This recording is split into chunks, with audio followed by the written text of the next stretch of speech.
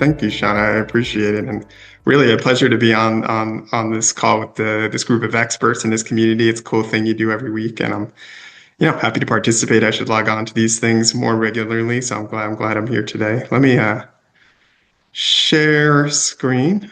Let's get to here real quick. How does that look? All right, good. See the slides. Yeah, great. So yeah, I mean, we're talking about MDUFA user fees. I'm sure plenty of people on the call have familiarity, maybe to varying degrees, but probably mostly people do. The latest MDUFA VI draft user fee agreement, so there's still some work to do, was made public, past few weeks. And I think, it's good. As Sean said, it's an important thing, important milestone. If anything, these agreements are kind of an opportunity to highlight, kind of update the core priorities of what, the agencies and representatives of industry at least see, as like the basic functioning of the device center, what they're prioritizing when it comes to, supporting access to new technologies while protecting patients. So, I kind of always look forward to this. It's more like I said, it's a kind of milestone affirming, okay, the regulatory train keeps on running, and here's what people are here's the framework for how we're going to be dealing with it. So, I'll talk about what I think are some of the key takeaways and considerations from what we know. I'm not going to do a point by point of everything that was agreed between FDA and industry, but hopefully we'll talk about at the end of the day here, what people find most valuable or interesting.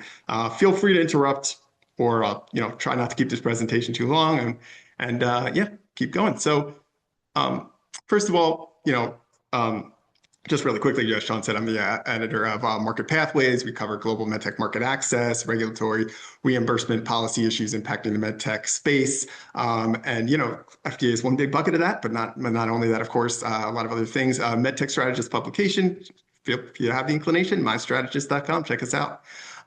So MDUFA is, I've been covering these in some manner since the middle of the first one, really, when it was called MDUFA back in the day. But it's, these are, for people, it won't take too long with background, may not be necessary, but, these are 5-year cycle agreements where FDA and industry negotiate, basically fees that companies will be paying to the FDA, and on the other side, commitments that FDA makes when it comes to review timelines, transparency measures, modernization, all sorts of things that might be discussed. And it's kind of these 5-year cycles are like, two sides hash out, say what's wrong, what's right, reach some sort of agreement on like a blueprint essentially for industry FDA interactions. And you could, it's been an evolution over the past 25-ish years with the first 5. We're currently in MDUFA V, and I'm sure everybody, plenty of people on this call, it's not perfect. There's frustrations with the FDA for sure.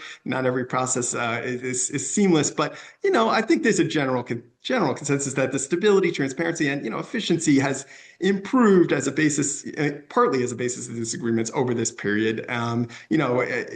Compared to what it had been prior, for sure. And but on the flip side, the cost sharing element has really increased over the years, as Sean sort of referenced. I mean, these funds cover about almost at this point like half of the device program budget. And if you talk about just the review part, because that's really what user fees are about, pre-market review, not post-market stuff, they're like really 60% of the review budget at this point. So there's an expectation for results from industry appropriately.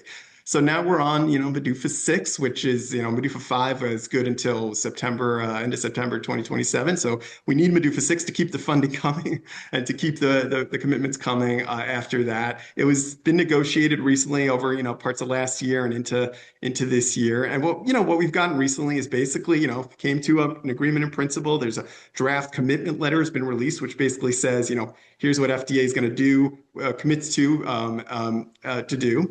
And on the, there's also been some additional details in a fact sheet released. One thing that hasn't been released, I just want to say as a general, is the exact, still needs to be this draft legislative language that actually spells out like what the fees really are and what the calculations are going to be and some of the dynamics and definitions that are, more the quantitative element of things. And that actually hasn't been released in detail yet. So, there's still some more information to come here. But so for me, the overall, I think it's fair to say that stability over disruption is an overall takeaway from the agreement. There's nothing in here, FDA isn't going to completely change its procedures in any massive way based on this agreement, and companies that are pursuing FDA authorization or updates to their products, et cetera, shouldn't vastly change their what they're up to based on this agreement. Performance goals, commitments, largely align with what already exists, with some tweaks that we'll talk about. Fees, with some caveats, also are going to be there's going to be a stability to those. It appears, as it's been described, in terms of the fees that are paid. It's been like a jarring period. If you say, I don't know, it's 5 to 7 years, global pandemic last year with all, the Doge cuts, the rifts and all that. So I think there's a sense that user fees are one thing that kind of kept the bottom from dropping out maybe at FDA, and, some stability is what's sought on both sides, I think. But it is simplified compared to what the current program overall. MDUFA V current program has, like bells and whistles, or it's carrots and sticks, you'd say. Performance adjusted goals where, if FDA meets its goals early, they can collect more fees, but the goals get more aggressive, but also hiring targets where there's carrots and sticks elements. And they've kind of removed a lot of those black and white adjustment elements. I think maybe it's causing a more complication than preferred, and there may have been various factors there, but they've simplified that element of it. So it's really more about just, these are goals, and FDA is going to tell us how they're doing on the goals, and we're going to provide them feedback as industry. That's the agreement. The other sort of wrinkle here, though, is this, what I put in quotes here, America First variable. New distinctions that haven't been there before between U.S. and non-U.S. entities in terms of fee structure. And sort of how they're paying, what fees they're paying, essentially. So I put this in America First. I mean, that's the term that was used, honestly, in the negotiation elements, referenced in some of the discussions. And, obviously it does potentially, align with, sort of Trump administration type priorities more broadly, but the functional, description around this in the documents that have been released so far is essentially, it costs more to provide some oversight to a facility that's not in the US or maybe overseas compared to domestic firms. So, it makes sense to have differentiated fees. So exactly what the dynamic here is actually still to be fully defined. And I just want to be clear, like, maybe this won't be a tremendous distinction. Maybe it will be a very big deal because they have, like I said, the quantitative elements we're still waiting for. But, for instance, exactly what is a U.S. firm versus a non-U.S. firm? I mean, obviously filing taxes where you're registered and stuff, but it's a very multinational industry, where you file your taxes, where your manufacturer products don't necessarily line up. So how does this being defined, I think we still need to see. But the one sense I get is one distinction in terms of the fees, it seems to be suggesting from what I've seen is that small business discount might be one area, which is an important element of the user fee program, where basically if you're a small business, you can show your $100 million revenue less per year, you qualify for like a 75% discount on a lot of your submission fees. So like the 510K fee is like $26,000 for standard, but it's like $6,000 and change for if you're a small business. And it seems like they're suggesting maybe that discount, or at least a full discount, will be for the US firms and maybe not so much for the non-US firms. There may be some higher registration fees. Those details are not totally clear, but I think this is something, if you're possibly in the bucket of being in that, where in terms of where you're based and how that might impact, something to watch and look for these details going forward. But in terms of outside of that issue, in terms of new fees and on the fee side of things, and we'll get to program stuff in a second. Most of it's going to be the same as it is in terms of the types of fees there are, the PMAs, the 510K when you submit, the annual registration fees existed for a while now. The one new fee, and I know it's gotten attention so far, a little bit online and LinkedIn, et cetera, is this new fee that was mentioned, that was agreed to on pre-submissions.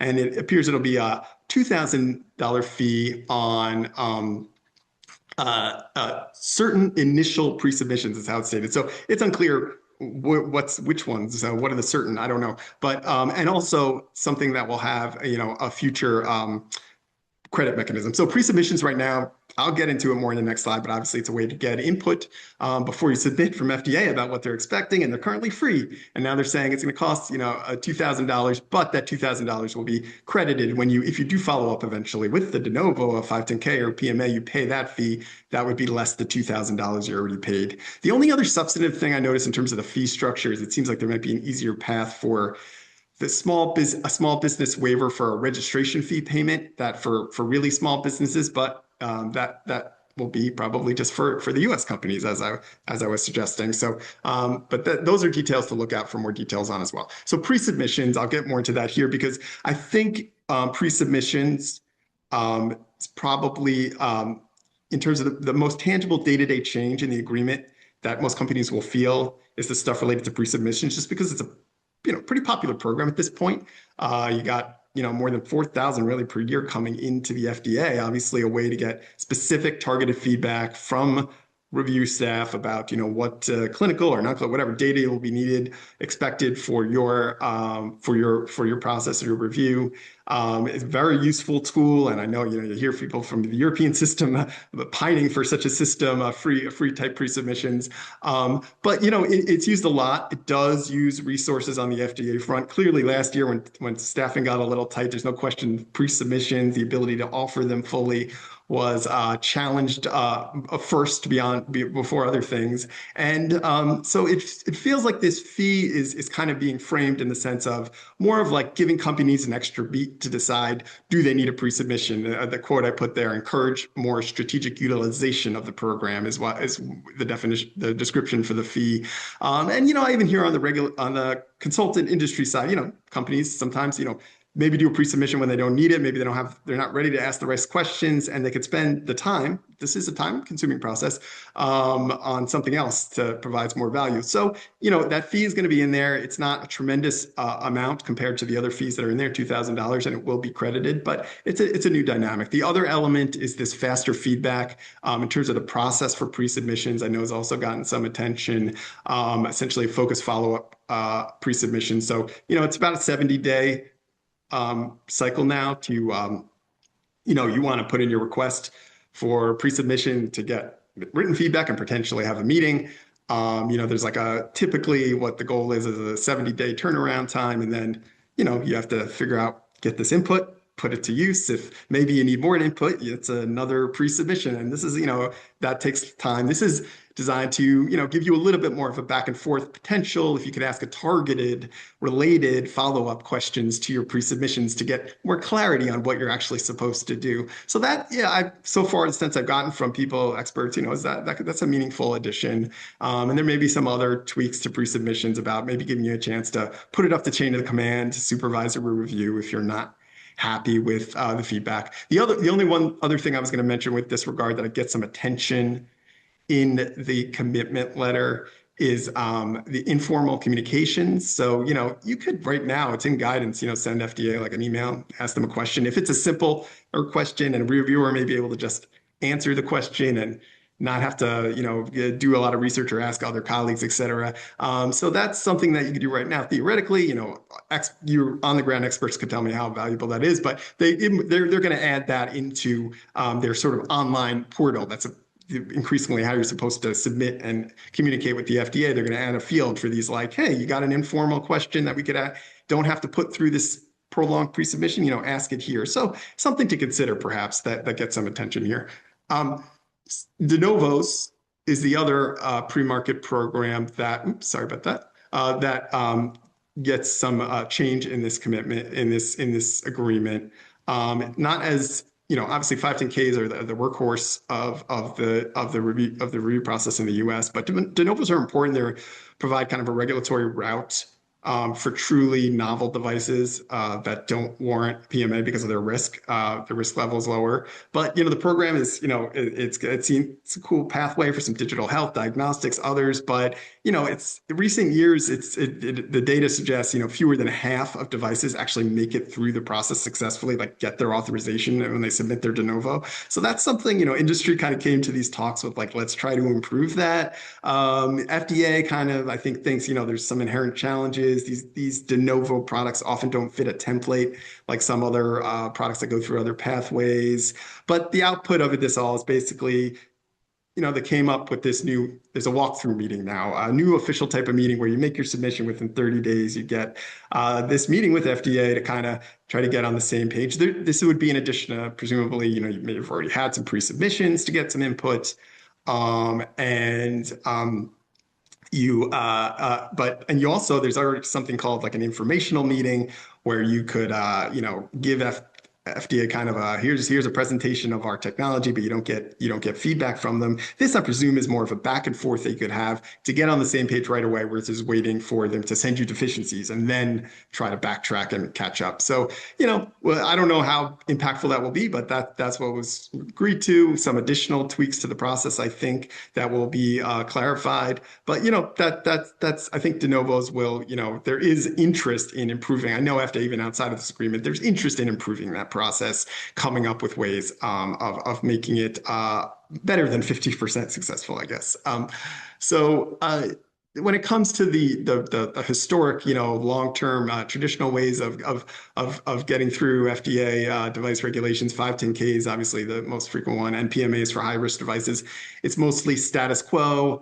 As it's been 510Ks, they're kind of running it back, kind of an acknowledgement they weren't able to meet the goals as for the total time it was going to take to submit your product, get an answer. They had what I guess were pretty aggressive, a goal of 112 days starting for next year, but they're not going to make that. So they're going to recycle it back and try again for the next 5 years to reach that goal. PMA is basically status quo.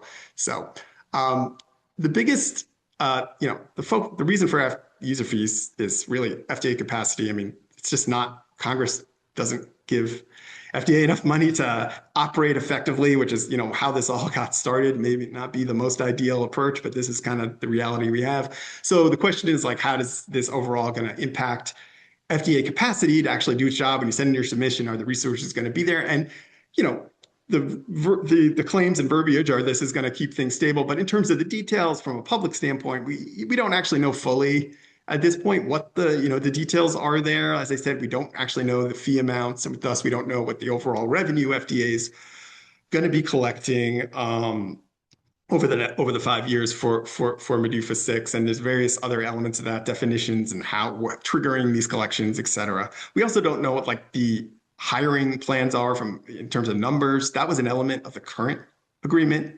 There's these specific annual hiring targets that CDRH is supposed to meet. And there was, like I said, some carrots and sticks related to that. They decided to do away with those sort of numbered targets and just say, look, the agreement is we're going to hire what's necessary and in the right expertise, and also a focus on transparency. We're going to report regularly and give industry the chance to provide feedback in terms of how much hiring is happening, is it enough, et cetera. But there's no number, so we don't really know what the plans are there. And then we don't really know what the baseline is, because last year, as I referenced, I'm sure everybody knows, was chaotic historically when it comes to, the DOGE, the reductions in force, the forks in the road, et cetera. And we actually never got a definitive number of how many people left FDA and the center last year, how many people were hired back, how many people have been hired since. They're definitely hiring. CDRH managers, you can't go a day without seeing them post about a new listing nowadays for looking for new people in their office or division, but we don't really know what the specifics are there. So we don't know where we're starting from. So that's something that I think hopefully more details will be provided, or at least were strongly considered in this agreement. The other thing I wanted to get to, so this is all the core stuff, like I said, it's how FDA is operating, the numbers, the money. But, there's a lot of the letters taken up by, kind of frontier issues, as I say here, efforts to make sure that FDA is modernizing to the new technologies and to updated regulatory science and to just the overall, context in which devices are being developed. So there was a few of these issues that have commitments in the letter that I highlighted here that I think are interesting. There's definitely more. I'm happy to talk more, in a moment. But the four that I particularly took away, that other issues that are addressed in this letter that might be worth focus and discussion, is one, the Medicare and MDUFA, as I say. Medicare, the word is, this is the first time I've ever seen it in a MDUFA commitment letter. Obviously, that's not under FDA's authority specifically, so that's interesting. It's not a new issue. FDA and CMS have been trying to work together for some time on this. I don't know if you've heard, the phrase "the valley of death." Great, you got your FDA authorization, but you don't have coverage, coding, payment.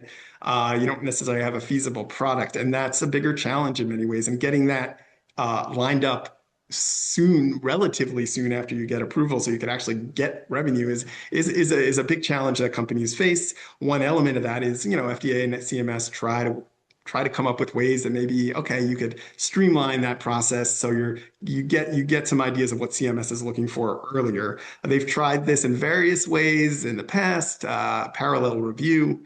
There's currently the TSET pathway people might have heard about. But then most recently, there was an announcement of this, what's called the rapid pathway, something that hasn't gotten off the ground yet, but is under the same idea. I think this is interesting now that they've really put specific language and a specific goal around engaging companies as appropriate, when appropriate, for certain types of technologies with CMS and FDA at the same time before you've designed your pivotal study. And they're putting user fee revenues behind that to try to make a study that's relevant for both parties. This is part of specifically the TAP program, which I didn't get into in these slides. I'm happy to talk about, but I think that's something to look at. The other issues here, I won't go too into detail, but global review pilot harmonization historically has been a high priority for FDA. They are very involved in IMDRF, and I think maybe there's some questions about the direction that was going last year too, in terms of engagement on the global stage with FDA. But I really think they're redoubling their commitments in many ways, including in this commitment letter to harmonization with a regulatory reliance and the like, and also a pilot program allowing company to submit to FDA and to other bodies in parallel, some sort of coordinated review. So that will be something to watch, a tangible thing to follow. Investments, personnel, et cetera, and real world evidence is committed to in this letter, which is obviously, I think a growing importance to how data can be collected for devices. And of course, digital health regulation. I mean, we talk all day about there's so many issues, and that's so many devices are incorporating software and AI and, creative ways of dealing with that, but also like hiring the right experts. It specifically mentions generative AI and agentic AI in this letter. So, it shows the times we're in, and I think that's noteworthy and important. And I'll end, here just to say, in terms of next steps, timeline, I won't go all through this. Key thing is there's a meeting in a few weeks, August 5th, public meeting that FDA convening, where FDA and the industry negotiators will basically present the plan and hear from public feedback, opportunity for people to speak. There's also a written comment period that goes along with that. Basically with the idea of getting everything together so they could send it off to Congress by January, because Congress ultimately needs to pass this agreement in some manner via legislation. The one thing I'll say as the last thing is, this is a draft commitment letter and there's comments, and it's important to engage. What's in this is important because it defines the framework of priorities for FDA, but I wouldn't, it's probably not possible to change the substantive core elements of this agreement based on public comments, because honestly, this is a negotiated agreement. I haven't seen in the past that very likely, but clarifying it and clarifying, or maybe adding some elements to it as possible. So it's worth engaging. But yeah, I mean, that's what I have at the moment. I think I'm happy to, pass it along to you, Sean, or pass it along to others to talk more about whatever people want to talk about, if there is more to talk about. Yeah. I love Valley of Death. I I like didn't come up with that term, but I yeah. think that's an exciting term. I'm putting a link in I'll stop. the chat file to everyone right now. Put something new you learned from David here. I want you to go to LinkedIn, and I will wait. I will wait. There are 120 of you on the call. That means I want to see 60 comments. 60 comments on the post that are like, oh, he talked about the Valley of Death. I don't care if that's all you write, but you're going to write something on there. And or we are not moving on. And I know I'm like the fourth grade teacher. Do you remember Wow. that? Yeah.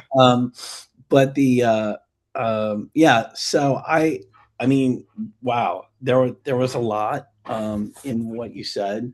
Um, you know, realistically, how much of this survives October 2027, in your It's all of it. That's what I was sort of trying to make the point at the end there. I mean, it, this kind of is, it's not, it may not be the most democratic process, but there's a months long negotiation between FDA and the industry parties, which are currently represented by AdvaMed and MDMA, and they involve companies.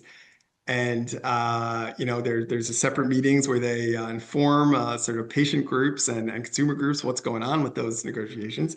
And then there's this public process, and there opportunity to provide input and maybe tweak some things or add clarifications. But in my experience, when they come up with this core agreement, this is the agreement. Now once it goes to Congress, now whether then there's the political part of things of actually passing legislation. We could get into that if you want, that, but then and potentially adding additional reforms legislatively. Oh, people want to update something about the authority related to digital health or AI, and that could be done through Congress, adding on to this as a separate piece of almost legislation. But the core agreement that we're looking at now, I mean, my honest answer is I don't think, much would, unless the only possibility would be, of course, it doesn't go through because our political system is not always working swimmingly these days. So something doesn't go through that side of things. But yeah, so I see a few hands. I don't know if Sean, if you. Yeah, Andre, why don't you get us started? And then we'll go to Maria. Okay, yeah, thanks. Thanks, Sean and David. Appreciate the presentation. I'm going to talk about something that's been a pet peeve of mine now for a number of years. We've been in the business since when there was no facility registration fee. And then, it started off where they said it's just going to be a cost recovery fee for the inspection time at $1,500, I think was the first year. And now we're over 10,000. And, we're a company that we deal with a lot of startups and small companies, a company that may have only a single medical device that they put a 510K through. And now at whatever it is now, $10,000 or more, it's tough for a small company. That's a big expense. And my pet peeve is there should be a right sizing, just like they do with the 510K filing fees and other fees. Right now, a little company pays the same exact facility registration fee as a company with thousands of employees and might take 2 weeks to inspect, where a small company's inspected in a half a day or a day. So I don't think it's fair that small companies pay the same facility registration fee. And I don't know if it does any good, but I keep saying this, and I've been saying it for years, and you just gave me another opportunity to say it. So thank you. No, I hear you. And it's interesting because, well, one, I mean, we don't know. I will underscore again. They haven't actually released what the fees are. So, they have statements about it, but not the actual fees. So for the next agreement. So it's worth watching to see how this comes together. I think the original idea was we're trying, instead of keep increasing the submission fees, we're going to get this comparatively lower across the board fee, and that's going to be where our revenue comes from. But yeah, I mean, obviously different company. There is this waiver for their first registration fee now, apparently, that exists, and apparently in the new agreement, instead you don't have to show a hardship anymore. Before you would have had to show some sort of financial hardship. But yeah, no, I hear you. It would be worth seeing what that is, and I also am curious to see how this whole U.S. non-U.S. how they balance the registration fee with regard to that will be interesting to see. But yes, I understand your comments. I don't have a solution or answer for you at the moment. Maria. Oh, hi, thanks. Very informative and a bit scary at times, but good to know. I can't remember which aspects were possibly going to be different for US versus non-US. I don't remember if you mentioned it more than once or once. Can you remind me of where there might be a difference between US companies and non-US companies in terms of charges? That's the idea that there will be has been clearly part of the agreement. The actual details of that, I don't know in detail. The main statements that seem to suggest that the distinctions may be primarily with regards to, one, the small business discount. I don't know for sure. Does that mean that one entity does and one entity doesn't? I don't want to say definitively because it's, there's not the numbers there. Okay. And also perhaps with the registration fee, as we were talking about, there may be distinction.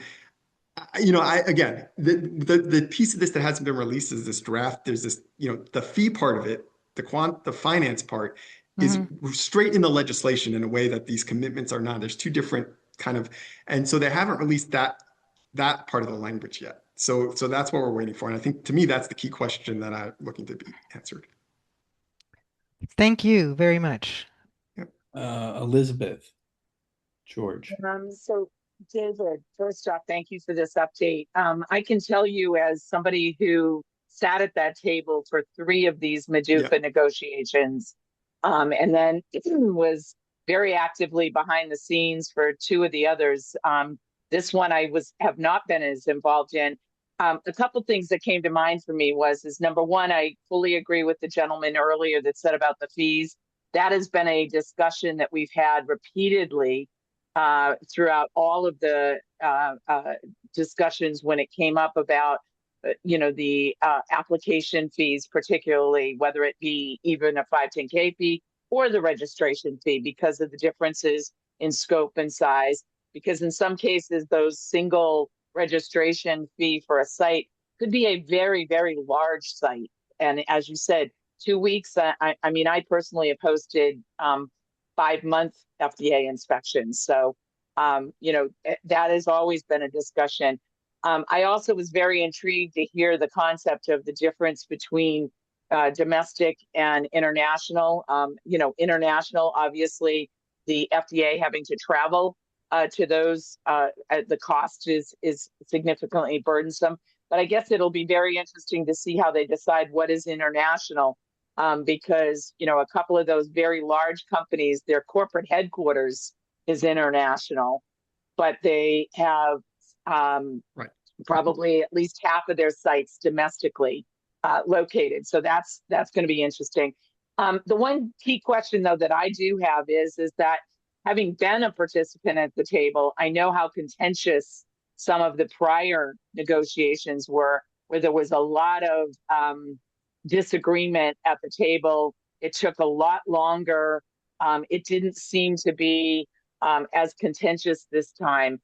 Was that because there was limited amount of change, or was it because industry is finally just feels beaten up and isn't getting anything anyway, and the FDA hasn't met most of the metrics, and invariably they meet the metrics for year 2, 3, and part of 4, and then suddenly fall off, right after the negotiations. I'm just curious from your perspective.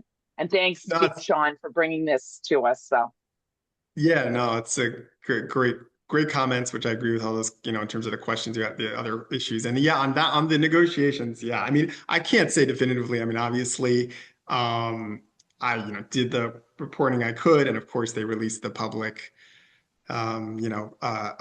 summaries. It did, and it clearly, I agree with you that there certainly were plenty of areas of dispute that throughout the discussions, but it did happen pretty quickly. Much more, it was a relatively smooth process. I don't know for sure. I mean, I know that on the industry side, the language was very much like, can we just keep this as like back to basics? That was the word used last time around, but I think they like just solidified that this time around. Like, we really do just want to avoid the bells and whistles and just keep it, it's the best it's going to be in some ways in terms of the foundation for whatever we're going to do. Maybe I don't, but I'm in terms of motivations, I'm not sure. I mean, one thing is interesting is like, I don't think it was, a for sure thing that you'd get a agreement or like a standard user fee agreement like a year and a half ago. I would have said, is this going to happen? Because, the whole RFK Jr. of it all and, corruption comments and things like that. And so I don't know if it was, it was just like, okay, people that were more directly involved say, let's just stay below the radar here and get something together without capturing too much attention when, it might go sideways because, there really is a standard, I'm sure there's plenty of things to complain about or be concerned about, but relatively standard user fee agreement. And I don't think that was assured. So I think that might have been part of it. Let's just get this job done. but Great, thank you. others would know better than me who are in the room, obviously. Yeah. Craig, you had a question? I'm not sure where you went. I can't see you on my screen, but that doesn't mean anything. If you're still here, we may have lost Craig. Does anybody else have any questions that they would like to raise? There are a lot of comments about try Europe, no discounts for small, medium businesses at all. And that's going back and forth. Yeah. Yeah, So, that is an issue. That is an issue of discussion in Europe with the reforms, I know, in terms of notified body. But yeah. Has there been any discussion around that maybe class 1 devices, especially class 1 GMP exempt devices, would get like a lower fee? Because, you know, most of those products are like almost commodity products. And you guys sell a lot of ear cleaner outers for to pay a $12,000 annual fee. You know, it just doesn't seem practical if you look at the economics of it and how much product that they have to sell to. Right. Yeah, I mean, I don't know that that's obviously, yeah, really this whole registration fee element. I am interested to see, like I said, I do think there is some reference to some of the fees going down for US companies. And how that dynamic is, will the registration fee be lower in that sense? But yeah, I don't have any word on it, like exemption for specifically for class 1. And I don't think that was discussed. But yeah, no, I think that obviously is a topic of interest, but I haven't heard anything specific to that. But it will be interested to see if how that fee is adjusted. That in general, the registration fee, I don't know what it's going to be in 2028, fiscal year 2028 right now. but you know, the FDA public written comment period is open until August 5th. So Michelle, I would recommend that you submit that as a written comment before August the 5th, and anybody else who agrees with her chime in, because that would be, you know, an interesting way to, you know, show that this forum is having an impact, and you know, possibly influence policy in a small way. I would love to see that. Yeah, I mean, and there, like, I should, you know, I know I was like poo-pooing the idea of you know, what could be changed, but you know, I mean, there's a congressional part, of course, of this process where who knows what can happen, and but yeah, so it you know, certainly worth getting engaged. And I think the written comment, actually, I just noticed before the meeting, the meeting is August 5th, but the written comments you can submit, I think, through August 7th. Actually, I just noticed, so extra 2 days there. But thank you for that. You know, for me, the idea that they're going to charge money for pre-subs is like, okay, they're getting 4,000 pre-subs a year. Now they're doing 4,000. You know, what's that going to do to that number? You know, and I understand the logic behind charging, but I wonder what impact that's going to have on you know, on startups, particularly smaller startups, that they're gonna skip that. You know, they're gonna hang on to the 2,000, and they're just gonna, you know, I mean, I you know, one of the beautiful things about pre-subs was free. yeah, I mean yeah, and I hear you. I mean the you know, obviously, right, it's if it is going to be credited. It will also be interesting to see what it's not clear that it would be for every pre-sub, and I have no idea how that would be distinguished the way the wording is. But yeah, no, that's fair. I think at the end of the day, it is designed as like I suggested, less as a major revenue earner because like, it will be credited in most cases, but more as a do you need this pre-sub question? And maybe the answer is it worth $2,000 to you? Maybe, you know, maybe sometimes not. David, I don't know. can you put a link to the I guess it's the Federal Register where we would read it and leave comments? Yeah, Sean, do you want me to do that? I could, yeah, good. To the Okay. yeah, give me a moment on that, but yeah, I could do that. Oh, Carrie, do you have something? Are the presubs going to be the ones that once you're in the 510K and you request a presub, are they going to charge you? Say that one more time. Sorry, I was So once you're looking in for a that. 510K and you know you can have a presub once you're in the 510K, are they going to charge you for those presubs? I mean, it's a good question. I don't like. I mean, it's not the details on when exactly the charges are going to come are to become, and that's what because I hesitate to, I'm not sure, because the commitment side of this is what they're doing, changing the process. The fifth side of it, there's a few lines about here's what we're thinking about, but and what I've read in the agreement. But I don't know. Yeah, I mean, it's unclear whether every pre-sub will be charged, because it does use this word certain pre-subs, but I don't know what they're referring to there. I just don't know what the detail is. But that's something that we we'll be watching for To sure. be determined. To be determined. Yes, exactly. Yep. Because they just changed that guidance, and now there's all these different presubs that you use throughout the different processes. The Q sub guidance. Yeah.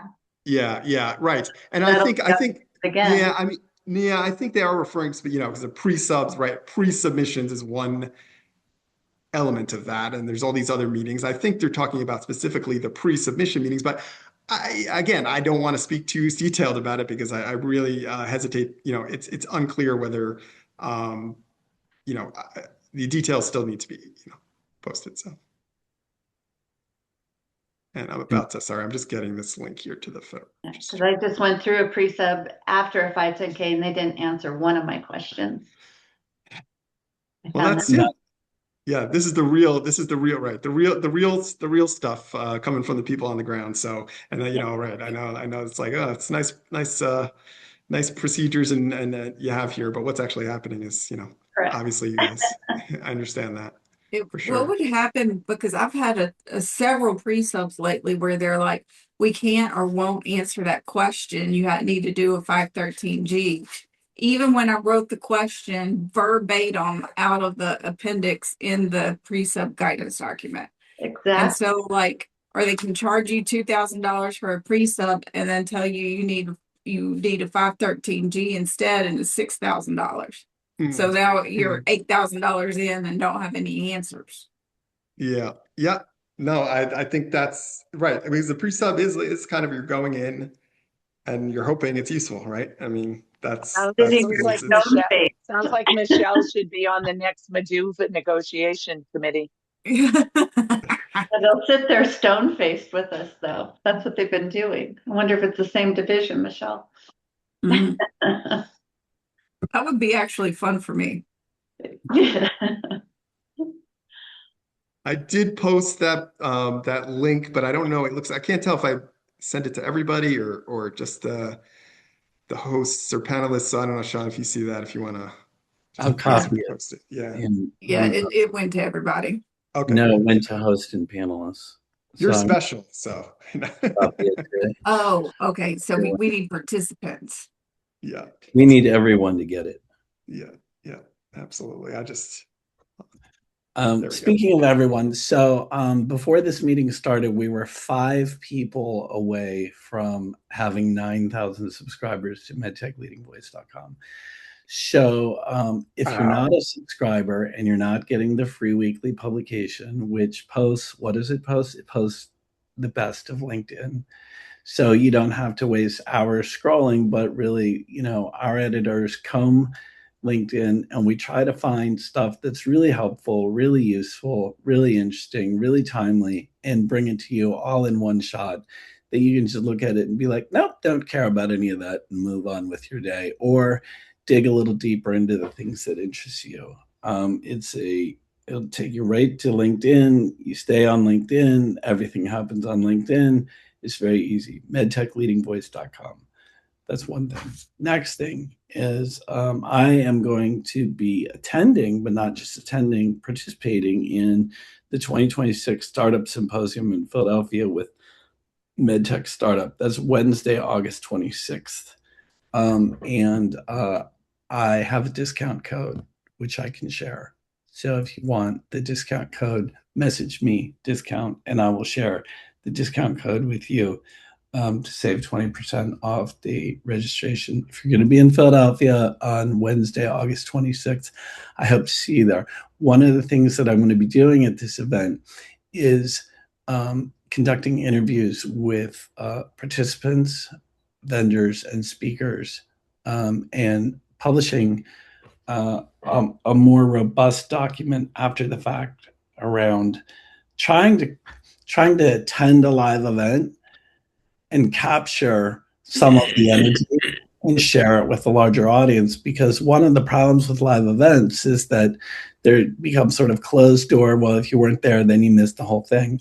And it's like people spend hours on their presentations, days even, preparing for this thing, getting ready for this thing, putting all this work into it. And then where does that work go? Well, nowhere, because it was a private event. And if you weren't there, sucks to be you, right? So one of the things we try to do in MedTech Leading Voice is attend events. Last year, like 9 or 10 different events. And then report out, on some of the significant stuff that's happening there. So I encourage you to look into that. That's all that's my last advertisement for today, I think, unless I think of another one. Does anybody else have any comments? I see comments about 9001. What's going on with 9001 in the comments? That's what's going on. You have 9,001 followers now. Oh, I have 9,001 followers. You thought it was you thought it was a standard or something, yeah. Yes, so did I. I was like, okay, what is that? Thank Nice, you. congrats. Thank you, Hente. Very much appreciated. MDUFA VI, if we think about it, the stated purpose is more strategic utilization of the pre-sub program. It's a polite way to say there are too many pre-subs. I don't know. Yeah. And I guess this is subject for we're going to do a panel discussion later on, maybe August, September. We're going to invite David back. We're going to have Michelle. We're going to have Steve Silverman, and I can't remember the other person that we decided we were going to have, but we would really love to get the voice of industry in there as well. And what we're going to talk about is changes at the FDA and the practical impact on the day-to-day life of the practitioners, whether they're consultants or they're large companies or small companies. What is trickling down to the end user, so to speak, and do they care? And then ultimately, I like to tie everything back to patient safety. This is the through line. Is all of this mighty effort, all of this work, all of this bureaucratic red tape and these fees, what impact is that having on patient safety? Are we, just putting more regulations in place, like, to, try to catch up to Europe, or are we promoting innovation and patient safety? Thoughts, anyone? David, it almost sounds like it's a money grab with that pre-sub fees. Is that just to make up for what Doge did, or do you think this is something they're going to back up with support? I mean, I would say, I don't know if I told you, because I don't know how much it'll be a money grab in the sense that I think like they said, they're going to credit it. So if they collect it and then you submit a 510K, they'll say $2,000 off. I honestly think it's more of we're overwhelmed with pre-subs signal. And do you really want, it's more of like a little bit of, is $2,000 enough to say maybe this isn't worth it? I think maybe that side of it is more where it comes from than the money itself. But that's my sense from what I see. Well, So it's like they're trying to raise questions. They get such bad questions sometimes that, like, there's, especially startups, they might have two products. The pre-sub was on one product, and they'll ask questions about something that's totally out in left field. So I think it's probably trying to weed out some of the nonsense and some of the people that are a DIY pre-sub without having any regulatory or quality knowledge. Got you. Maria. The credit aspect is very, very interesting. I mean, I'm sure that a lot of people on the call have had similar experiences with the pre-sub process. We've had a tremendous positive experience with it, outweighing the negative experiences. But it's very complex because you need to do your homework and you need to ask sensible questions. Now, if it's a trial balloon and somebody says, let's just get FDA's opinion whether we're going to file or not, that's where you might catch the people who are going to do that, because they'll see the benefit if they're actually going to file a 510K or some, or some other submission. So it's got a lot of aspects to weigh. But for us, it's been overwhelmingly positive. And FDA will answer your questions in general. They'll answer the questions, the 4 questions, let's say you asked. They'll say, oh, by the way, we also noticed. This is a huge benefit. And then they'll go on and give you an opinion on aspects that you did not ask about. So again, they're not perfect.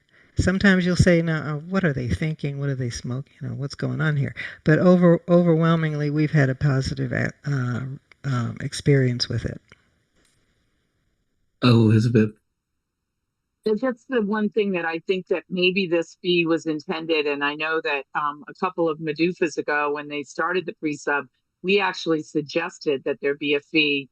And the reason that we did was I have seen a number of small companies that I've been brought in to consult with after they've done it, and they've attempted to have 5, 6, 7, and 8 different pre-sub. They submit stupid questions, as Ms. Sarah said. They try to do that, and I think adding a fee to it says are we making a good decision to even ask the FDA? Are we having true questions, not do I need a 510K? Stupid questions. And I think that the challenge the FDA has is that if a company submits 4 or 5 separate questions, and they either don't have anything to do with, or nothing comes out of it, then they've spent an inordinate amount of time on that, where they could have been spending it on an actual submission. So there is value in putting, it's kind of like if you think about some events, the reason they charge a small fee is so that to know that people will show up. Well, this is an opportunity for the FDA to say, hey, stop submitting all this fluff. Because if they're getting 4,000, I know that when we first started the whole discussion of pre-subs, I don't think any of us thought there were going to be that many. And it is time, even if it's a simple question, it is time. Somebody has to read it. Somebody has to respond. It's not always a meeting. 90, probably a large percentage of these are done via email. And then the other question I guess I would have, David, that I don't know if anybody's thought of is, who decides which one of those pre-subs goes with that specific submission? Is it the submitter and they suddenly say, I did 4 pre-subs and these all apply to me, even if 2 of them really weren't? Or is it the FDA that gets to decide? That's an interesting question. Yeah, and I don't know the answer, but yeah, that's. So we're going to wrap things up. I want to thank David for his time. I want to thank all of you for your time. I saw like 125 people online at one point, and many stayed for the whole session. If we didn't get to your question, please drop your question in LinkedIn in today's posts, and David and I will try to follow up with you. I want to remind everybody that next week, our very own Andre Domino, designing electronic medical devices that actually reach production, because apparently not all of them do, and he's going to tell you why. I think if you know somebody who should know more about contract manufacturing and doesn't, invite them. That's really the role of this group, is to say, hey, we're bringing together these people that have these varying viewpoints and experience, and this is not something you're going to get from ChatGPT. So on that note, I hope you all have a great weekend, and I hope that next week my voice will be back to normal. Thank you all. Thank you. It's great. Want to connect with the community? Watch the replay and meet people on MLVX.ai